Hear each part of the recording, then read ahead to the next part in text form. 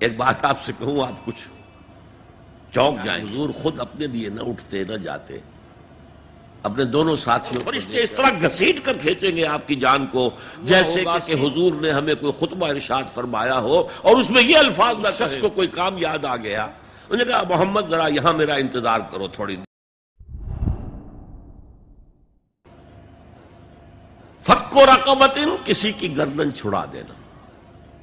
اس وقت سب سے بڑی اپلیکیشن اس کی تھی غلاموں کو، کنیزوں کو اپنے پیسے سے خرید کر آزاد کر دینا، بہت بڑی نیکی، بہت بڑی نیکی۔ اور حضرت ابو بکر رضی اللہ تعالیٰ عنہ کے دفتر فضائل میں سب سے اونچا کام یہ ہے کہ جن غلاموں کو اور جن کنیزوں کو ستایا جا رہا تھا، دیئر اونرز، دیئر ماسٹرز، ان کے آقا کو حق حاصل تھا، جو چاہے کریں ان کے ساتھ، قتل کر دے کوئی پوچھنے والا نہیں ہے۔ میں پہلے بھی عرض کر چکا ہوں، میری ملکیت ہے، جیسے میری بکری میری ملکیت ہے، میں نے اس کو ذبح کیا، گوشت کھا لیا، تم کون ہوتے ہو پوچھنے والے؟ میرا غلام تھا، میں نے قتل کر دیا، تم کون ہو پوچھنے والے؟ ان کو حضرت ابو بکر نے خرید کر آزاد کیا اور منہ مانگے دام دیے ہیں۔ حضرت بلال کے لیے امیہ ابن خلف نے اتنی بڑی رقم مانگی، حضرت ابو بکر نے کہا ٹھیک ہے لو۔ باپ نے کہا بھی ابو قحافہ نے، ابو بکر کو کوئی غلام خریدنا ہی تھا تو کوئی طاقتور آدمی جو کام آ سکے کہیں، اس کو خریدنا چاہیے۔ مجھے کیا پتا ابو بکر کس لیے خرید رہا اور کس کے لیے خرید رہا ہے۔ آج کے دور میں اس کی اپلیکیشن ہوگی، کوئی شخص جو ہے اگر قرض میں اس طرح جکڑا جائے کہ لاکھ ہاتھ پاؤں مارے نکل نہیں سکتا، اس کو کوئی لمپ سم مدد دے کر اس قابل کیا جائے کہ وہ پھر اپنے پاؤں پر کھڑا ہو جائے۔ یہ نہیں کہ اسے آپ ہر مہینے کچھ رقم دیتے رہے مینٹیننس کے لیے، نہیں، اس سے تو وہ اسی پوزیشن میں رہے گا۔ یہ بعض مائنورٹی کمیونٹیز کے اندر یہ معاملہ موجود ہے۔ کوئی بھائی اگر گر گیا ہے کاروبار میں تو اس کی پھر ایسی مدد کی جائے کہ وہ پھر آپ کی صف میں آ کر کھڑا ہو جائے، respectable members of your community, وہ اس شکل میں پہنچ جائے۔ یہ بھی فک و رقبت اس کی ذیل میں آج کل آئے گا۔ اب اس کے بعد آیا وَأَقَامَ الصَّلَاةَ وَآتَى الزَّكَاةَ۔ یہ دو کیا ہیں؟ یہ عبادات کی شکل میں دو ستون ہیں جو ان دو چیزوں کو سپورٹ کرتے ہیں جو اب تک بیان ہوئی ہیں۔ ایمان کو تازہ رکھنے کے لیے نماز قائم کرو۔ ہر نماز ایمان کی تجدید ہے۔ اقیم الصلاۃ لذکری، نماز قائم کرو میری یاد کے لیے، اپنا عہد اللہ کے ساتھ تازہ کرو۔ ایاک نعبد و ایاک نستعین، اے اللہ ہم تیری ہی بندگی کرتے ہیں اور کرتے رہیں گے، تجھ ہی سے مدد مانگتے ہیں اور مانگتے رہیں گے۔ اپنے اس عہد بندگی کو تازہ کرو، ایمان کو تازہ کرو۔ الحمدللہ رب العالمین الرحمن الرحیم، ایمان باللہ تازہ ہوا نا، مالک یوم الدین، ایمان بالآخرہ تازہ ہو گیا نا۔ یہ ہے ایمان کو قائم رکھنے کے لیے، نیکی کی اس روح کو برقرار رکھنے کے لیے اللہ تعالی کی طرف سے یہ ستون ہے۔ الصلاۃ عماد الدین، دین کا ستون ہے یہ نماز۔ اس بحث میں اس کا مقصد کیا ہے وہ میں نے بیان کر دیا، بعد میں کیوں آ رہا ہے، یعنی کہ اصل شے ہے ایمان، اور ایمان کو سپورٹ کرنے والا ستون ہے نماز۔ عملی نیکی میں اصل شے ہے ہمدردی، ہمدردی میں مال خرچ کرنا، اور اس کے لیے ستون ہے زکوٰۃ۔ کم سے کم یہ 2.5% تو نکالو، بوتل کا کارک تو کھل جائے، پھر اور بھی دو اور بھی دو اور بھی دو۔ یہ تو obligatory ہے، یہ تو فرض ہے، یہ تو لازم ہے، لیکن مقصد کیا ہے؟ اس کو جو سمجھ لیا بس یہی زکوٰۃ ہی ہمارے ذمے میں ہے، وہ بڑے مغالطے میں ہے۔ حضور نے فرمایا صلی اللہ علیہ وسلم، ان فی المال حقا سوى الزکات، اے مسلمانوں یہ نہ سمجھنا کہ بس زکوٰۃ ادا کر دی تو تمہارے مال کا سارا حق ادا ہو گیا. ان فی المال حقا سوى الزکات، تمہارے اموال میں حق ہے اللہ کا زکوٰۃ کے علاوہ بھی. اور پھر آپ نے یہ آیت پڑھی وَآتَ الْمَالَ عَلَىٰ حُبِّهِ ذَوِي الْقُرْبَىٰ وَالْيَتَامَىٰ وَالْمَسَاكِينَ وَابْنَ السَّبِيلِ وَالسَّائِلِينَ وَفِي الرِّقَابِ وَأَقَامَ الصَّلَاةَ وَآتَى الزَّكَاةَ. یہاں آتا زکوٰۃ تو ہے ہی ہے، اس سے پہلے جو آ رہا ہے یہ سرپلس ہے، اس سے آگے کی بات ہے، یہ ایڈیشنل ہے.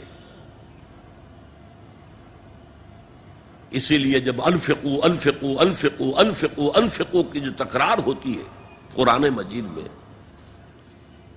تو ایک جگہ پھر سوال کیا صحابہ نے کتنا خرچ کرے حضور؟ فرمایا قل العفو، کہہ دو جو بھی ضرورت سے زائد دے ڈالو. Don't accumulate, don't retain any thing.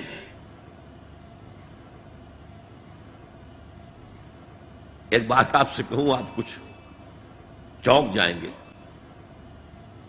حضور نے کبھی زکوٰۃ دی؟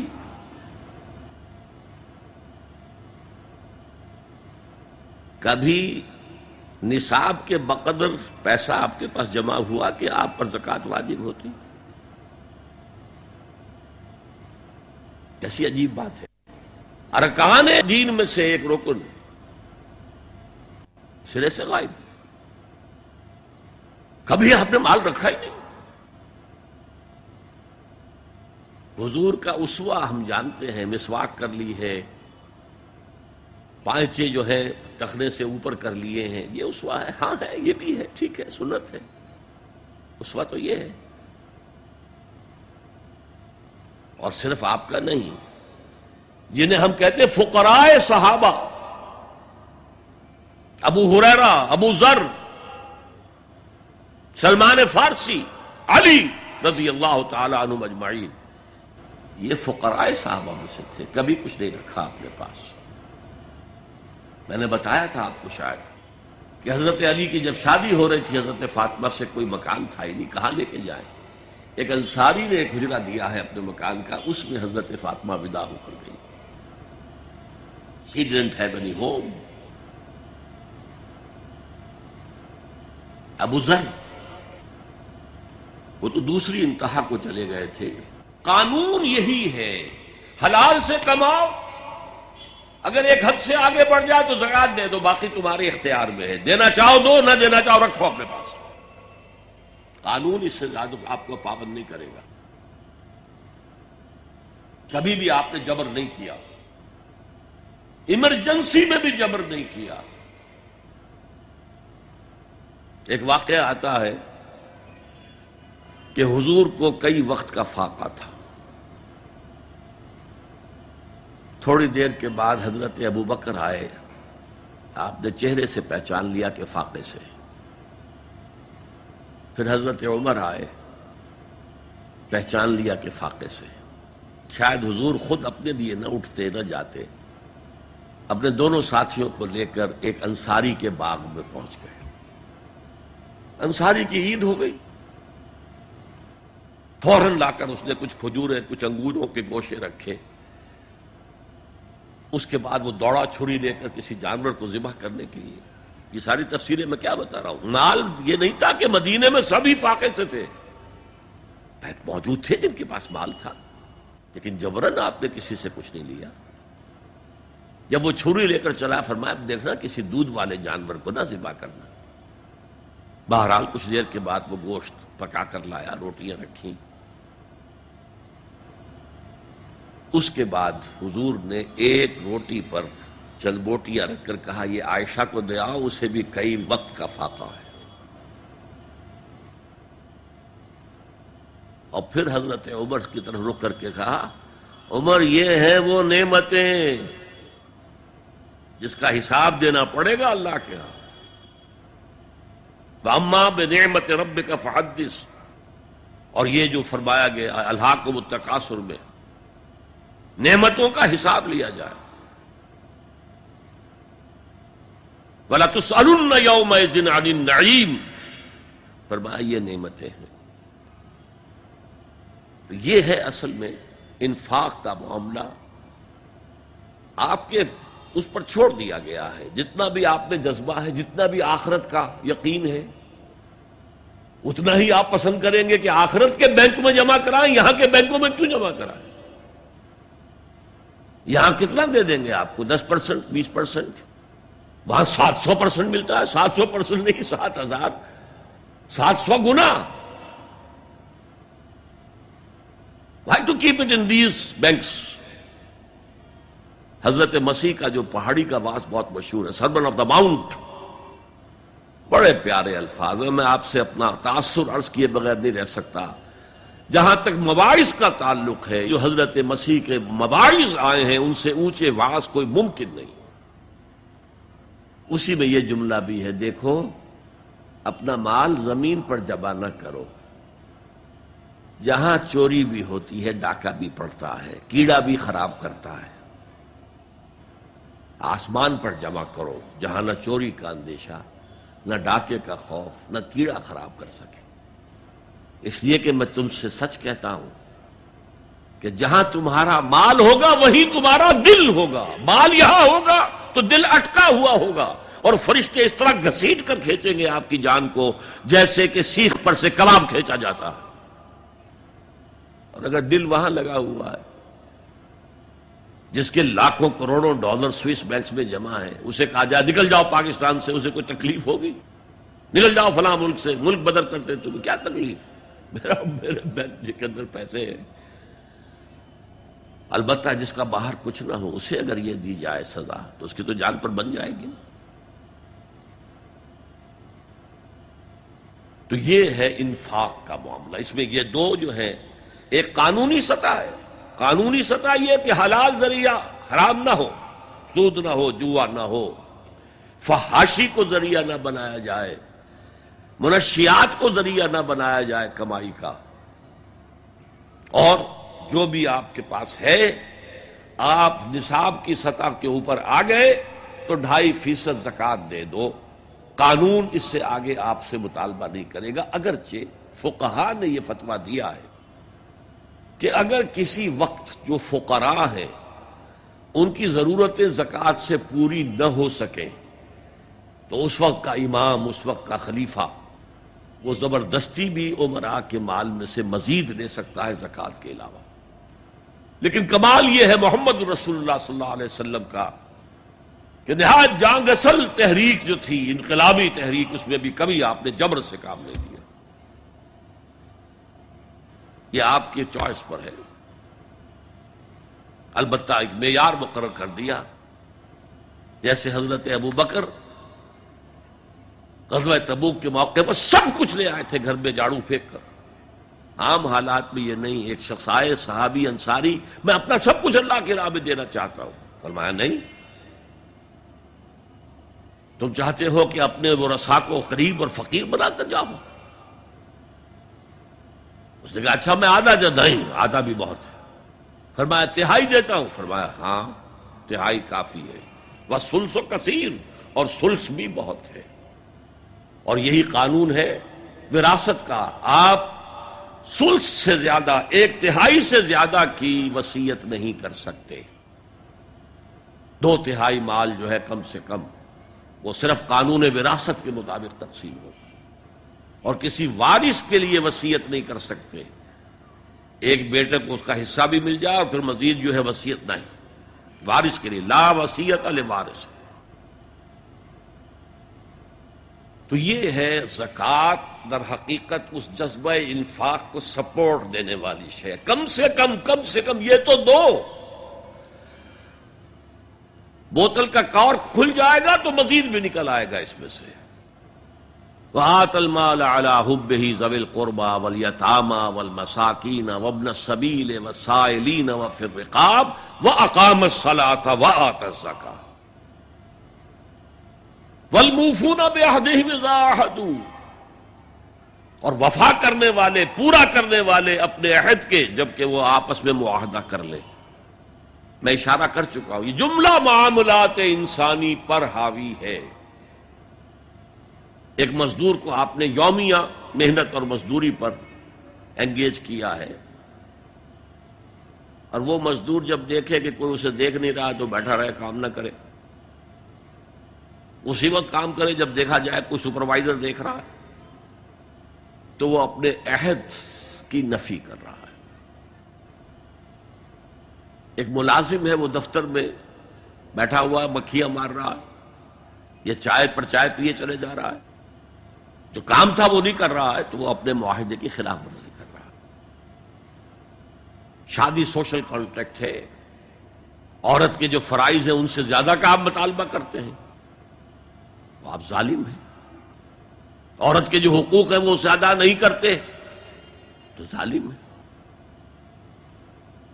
اس اعتبار سے پوری انسانی زندگی، خاص طور پر آج کل کاروبار تو بیسیکلی اصل جو ہے وہ کانٹریکٹ کی بنیاد پر ہے۔ معاہدہ کر لیا ہے تو اب معاہدہ پورا کرو۔ یہ گویا کہ ایکسٹریم لائننگ ہو جائے گی۔ پورے معاملات دنیاوی جو ہے ان کے لیے ایک ایفاء عہد کا اگر معاملہ آپ کی شخصیت کے اندر پختگی سے قائم ہو جائے تو سارے جو معاملات بین الانسان ہیں، انسانوں کے درمیان جو معاملات ہیں، لینے دینے کے، خرید و فروخت کے، ملازمت کے، شادی کے، یہ سب کے سب صحیح ہوں گے، سیدھے ہوں گے، ان میں خیر ہوگا، ان میں برکت ہوگی۔ حضور نے فرمایا عدت المومن کا اخذ الکف، مومن کا وعدہ کر لینا تو ایسے ہے کہ جیسے اس کی کلائی کسی اور کے ہاتھ میں آ گئی ہے، جکڑا ہوا ہے، وہ اب نہیں جا سکتا کہیں۔ He has to fulfill his commitment۔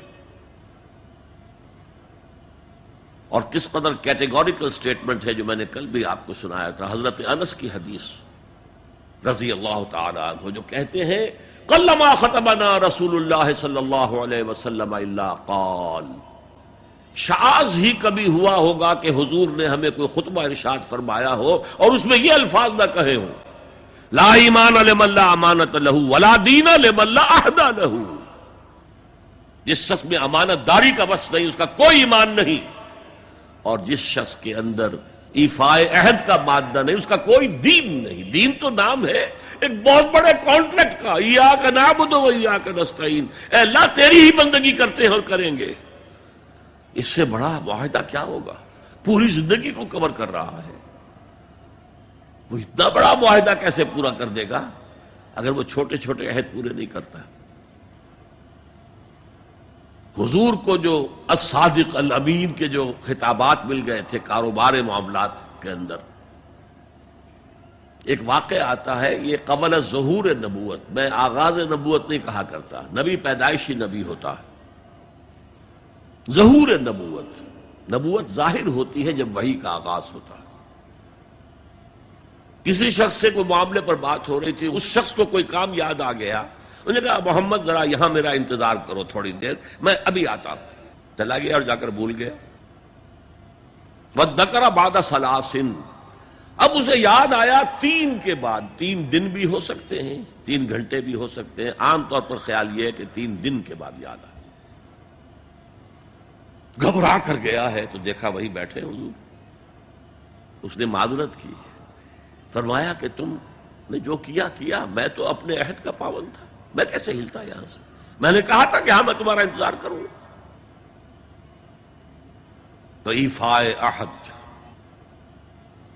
یہ گویا کہ معاملات، میں نے کہا تھا نا کہ عمل کے یہاں پر 3 بڑی بڑی شاخیں آ گئی۔ ایمان کی 5 پتیاں، کلی کھل کر پھول بن گیا۔ اعمال کا ایک تناور درخت ہے، اس کے 3 جو ہے بڑی بڑی شاخیں آ گئی۔ ہمدردی اور انسانی ہمدردی میں اپنا بات خرچ کر سکنا، عبادات جن میں اہم ترین نماز اور زکوٰۃ، معاملات جن کے اعتبار سے صرف ایک شے کافی ہے، ایفاء عہد۔ یہاں آپ دیکھیں گے کہ سورۃ العصر کی تیسری شے کا ذکر نہیں ہے، الا الذین آمنوا، اس کا یہاں ذکر آ گیا، ولکن البر من آمن باللہ والیوم الآخر والملائکۃ والکتاب والنبیین وعملوا الصالحات، جو تنے کے 3 شاخیں ہیں موٹی موٹی آگے۔ لیکن امپلائڈ ہے یہاں پر، جیسے میں نے عرض کیا تھا کہ اگر ترجمے میں اضافہ کیا گیا صبر حق و باطل کی جنگ کے وقت، یہاں جس صبر کا ذکر ہو رہا ہے وہ صبر علی الطاعہ نہیں ہے جو میں نے کل بیان کیا تھا، صبر عن المعصیہ نہیں ہے جو میں نے کل بیان کیا تھا، وہ صبر ہے اللہ کی راہ میں صبر۔